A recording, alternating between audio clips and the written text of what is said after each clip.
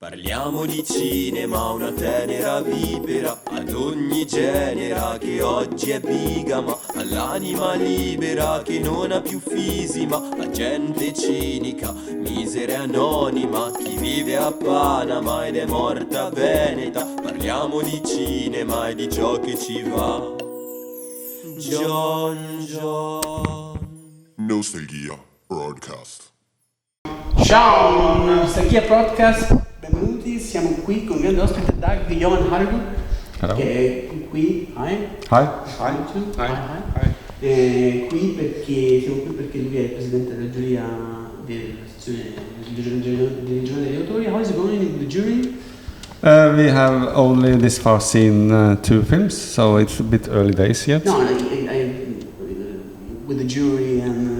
We are very nice people, I would say, including myself. You come in Venice from last year. You presented your second chapter of the trilogy, Love, and always come to Venice after 1 year. Do you see change something in this, and you ever been in Giornate degli Autori? I've been in the Giornate, yes. I had a film there in 2019.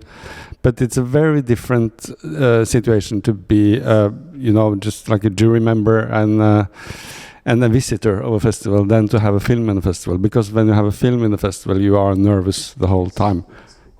So that's a very different experience. And it's very nice to be here, just, to float around and be yourself, in a way.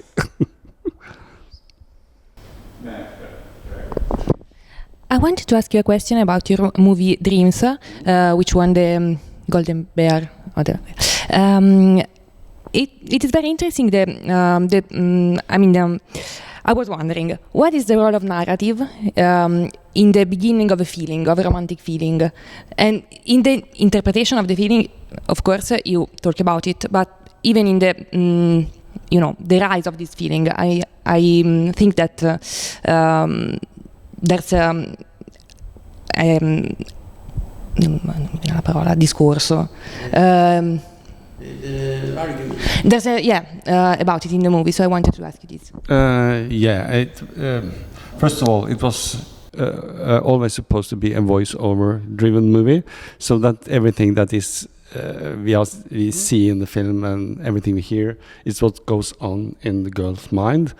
And people tend to have these discussions with themselves, discussing their own feelings and what they think about them. And I also think that when you are using voiceover, you get the opportunity to use a more poetic language and maybe also more argumentative language, because you can, you're freer, in your language than you would be in a dialogue or in an everyday dialogue. So that made it possible to write all sorts of things, I should say, but to have this argumentation. And I really like that very much, to use voiceover as an engine for the movie. I was wondering the difference between the relationship, the love affairs between the ages, because in Love was middle age, old, middle age, old, and Dreams younger. But what do you notice the difference between the approach to love and relationship? Yeah. All the 3 films in the trilogy was meant to be about the same things, but told and discussed from various perspectives. So in Norway the order was Sex, Dreams, and Love. So Love was the last film. So in Sex there was about this couple who had a monogamous relationship and quite a straight relationship, and the challenges that they met after being together for a while. And in Love there is more fluid, take on sexuality and love, that with people who don't really want to be married and don't want to have a very regular and straight life. And then it made sense to make one film that was about how everything is started, because everything starts with, you know, the feeling of being attracted to someone, the sexual awakening, the first time of being in love, and then it develops from there, really. So also in Dreams, it was the meaning to show, you know, 3 generations of women who experience love through different ages, really, phases of a lifetime. And when you decide to plan a trilogy for these 3 story, do you think it's important to take a trilogy, or when you decide to make that? I wanted to do something I hadn't done before, and try to make film in another way than I have been doing before. And I thought that if we could make a series of films, or a trilogy as it was, and then I could use a lot of more actors that I wanted to work with, and I can also develop a theme through various films or through a longer time, and I could also work with the same staff or the same crew for a longer time, and all these, you know, thoughts attracted me to trying to do it, and so it was planned from the start to be a trilogy, and I wrote them all in one go, more or less, and then I had already casted them in my head. I knew which actors were going to play them, and I also talked to the actors and asked them if they wanted to be part of it. You shot back to back the movie. Yeah. You shot Sex, Dreams, and once. No, we started with Love, actually. Okay. And then we had. There is the last of the trilogy.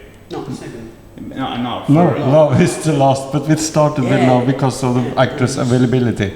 They, you know, we wanted to shoot them chronologically, but the actors couldn't, they hadn't the time to. Like Star Wars. Yeah, backwards. So we shot them backwards, but we shot them, we had only had 3 weeks between Love and Dreams, and we had 2 months between Dreams and Sex. So we shot them, throughout the year. And when you start shooting? We started in August and we finished in July. 223. Yeah. Or 22, 23, yeah. It's all a blur. What's the role of the city in your trilogy? What's the role? The role of the city? Yeah. No, we chose the location of Oslo, and then we thought when we are shooting so much of it, in 3 films, we have to also treat it as a character in a way, and try to find a way of using it differently. And I think that when you are making a film and you are choosing a location, you have the chance to look very thoroughly at the location, the place you're at, and get to know it in a way, almost like you can use it as a social anthropologist project, really, to try to understand what's going on there when you're not shooting in the studio. So that's, to me, one of the most interesting things about making films, to really dig into the location in a way and try to really think how you are going to shoot it visually, how you are going to get the moods, which exist in that particular location, and trying to get to know it, and the people who live there, try to show that as well, or almost treat this as a documentary. I was wondering I think in this trilogy there's a lot of humor and a lot of fun, but I wouldn't define this trilogy movies as comedy, because there are aspects very even dark. Yeah. What's the role in love, in a relationship with the humor, and you think that it needs to be having in a relationship maybe some, I don't know, humor? I think that humor is really important in life, and I think that's if you are trying to make a film and you want it to appear truthful, you have to open up for humor as well. because that's how it is. It's very part of how we. It's a big part of how we relate to each other. Relate to each other through jokes and humorous talking, like we do now in a way. So that's important. I don't think that humor takes away the seriousness. It just makes it more believable. Yeah, because the dialogue is very funny, but I don't think that is a rom-com. I wouldn't define a rom-com. No. But it's also, there's a lot of dark, there's a lot of drama, and there's this kind of balance. Later we will ask you your influence, because it will be there's a part of the question particularly, so I wouldn't say no, but you are quite right, and they're not meant to be comedies either. So the actors aren't playing comedy; they are playing something else. So that's really, because when you are on the set and you are shooting, actors always almost want it to be funny, because then you get kind of that's a good feeling, you get a good reaction. So you have to control yourself as an actor not to play comedy, I think. So that's the main part of, and a big part of my role as a director, to avoid comedy. There is a themes that you want to tell in this three movie, but you can come si dice, riuscire maybe time and couldn't manage to fill all themes in a movie. I don't know. Especially for runtime. For the runtime, of course. Yeah. But I don't know if I understood your questions right. But are you talking about developing a theme, or yeah? There's all the themes that you can't manage to put in movie. Others. In one movie, you always have a bit too little time to to develop things, so you have to be quite narrow it down. But when you have three films, the thing I thought about is that I should actually, it would of course be possible to make a lot more films about sexual identity and sexuality and love. So you could go on in a way. So three films, it's much too little to really explore these things. Plan another trilogy. I would love to, because it wasn't that hard either. Because there's sex, love, dreams, boys, intimacy. And longing, and relationship. So it's a lot of things. Kinks. Bondage. Of course. Continua. Just go on. If you want to. 50 Shades. You like to pronounce these words? 50 Shades is a trilogy. More or less. Chiusura? No. We were talking about your influences, and I mean, I heard a lot of people saying this, but I thought about Romer watching your movie, so I wanted to ask you, what's the influence of Romer in your work? And he's a big influence, because he was one of the directors that I remember connecting to very early in my life, because I happened to see Eric Romer film when I was 14 or 15. By accident, and I really liked it, and it stuck with me, and I have been watching a lot of Romer since, and also writing about him in university, because I studied film history and film science. So he has been really important, the way he approaches everyday life through quite flat conversation. I really like that. The places too, he shoots. He shoots everything, on location in Paris and France. He's one of my favorite directors too. So He is. Oh, that's good to hear. Yeah. That's nice to hear. I started to filmography. His filmography some summer ago. I thought, it's summer. I'm kind of in love with someone, and Romer is perfect. It is really perfect. Yeah. Summer. Yeah. Okay. It was like, Okay. After this trilogy and after you winning the Golden Bear, do you have something different in your career? some more money. Some more money? No, I haven't. No. I'm so sad to say, because I will hope I could get rich, but I haven't. No, that's not a joke. You need money. No, I'm joking. My question Yeah. was a joke. No, I Yeah, know it's serious. Yeah, that's very serious. No, I have. I'm a writer as well, so I write novels. So I'm publishing a new novel next month. And yeah. And I'm also writing a play that is going to be produced at the National Theatre in Norway. So that's my plan for this autumn. And then I'm also developing a new film script. So we will see what happens there if we get the money to do it. And you want to stay in the same? No, not things. Same genre, same genre of the other movie you make. I think I probably will, because films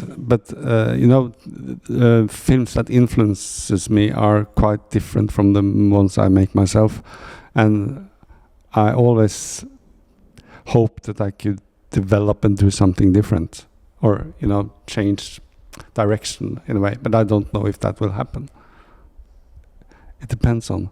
I was wondering, at the end of this trilogy, what you learn about the themes you're trying to portray in the movie about love, relationship, and what you learn, what you want to put and what to do in your movie, and what to the audience capture. Yeah, that's very hard to plan how the audience are going to react. But so you can't, you can only be happy if they get something out of it, and if they enjoy it, and if they yeah. But I think that you learn a lot yourself when you are digging into themes like I have been doing through these films. I learn a lot about myself, my own love life and sexual life and so on, and I learn about other people as well. So it's it's like a study in a way to making a film, and I hope I can be that open-minded that I can continue to do it like that, because I think that these films are trying to be open-minded about these subjects, and then that can be challenging, and it can be challenging for me as well. So if I can be open in a way that makes me learn something from the way we are working, that would be, that's great. And I hope that for the audience as well. Last questions that we... We have a last question format, there were like kind of 3 or 4. It's not a last. There's No.